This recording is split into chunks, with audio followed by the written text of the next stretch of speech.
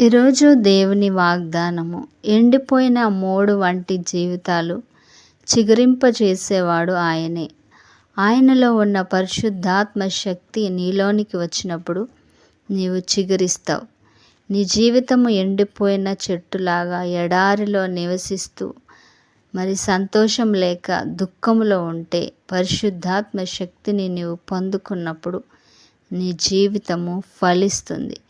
పరిశుద్ధాత్మ వరము నీలోనికి వచ్చినప్పుడు, దేవుని సన్నిధి నీ మీదకి వచ్చినప్పుడు నీవు దీవింపబడతావు, నీవు ఆశీర్వాదమును చూస్తావు, మరలా నీవు అభివృద్ధి చెందుతావు, క్షేమమును నీవు చూస్తావు.